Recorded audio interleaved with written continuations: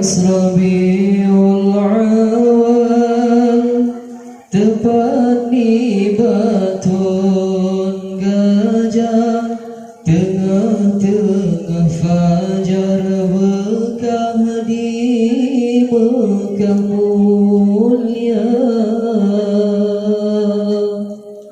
Lahirlah Sidrajan jungan, pengoleh alam semesta, sebagai lampu penerang lam tengah julang.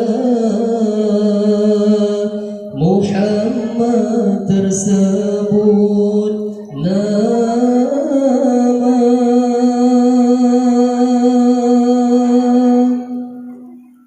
Jisian getahnya kenang, perjuangan baginda, susah payah bak memerang, bak petimang agama.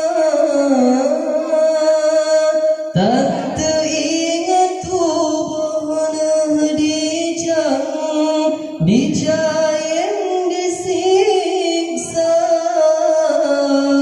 yang bandung perintah Tuhan, tak segan nebak, menyecacian jika biasa, macam merintangan hanan kira, kadang syudiram ngan najis unta, ngon hati lapang Nabi nasabah.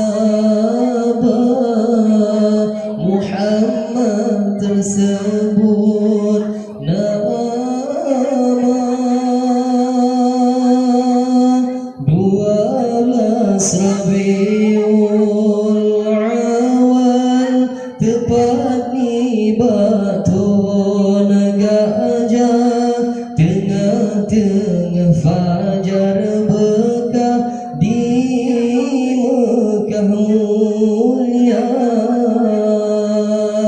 Lahirlah Sidrajan jungan, pengoleh alam semesta, sebagai lampu penerang lam tengah julang. Muhammad tersebut nama.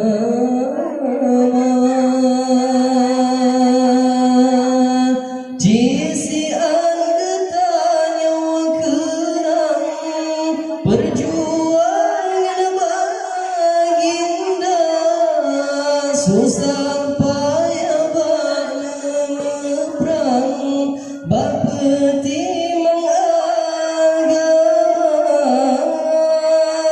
Tak teringat tubuh dijang, dijayang disiksa, yang mandum perintah Tuhan, dan segan nebak, menyecacian jika biasa, macam merintangan hanan kira, kadang syudiram ngan najis unta, ngon hati lapang Nabi nasabah. Muhammad tersebut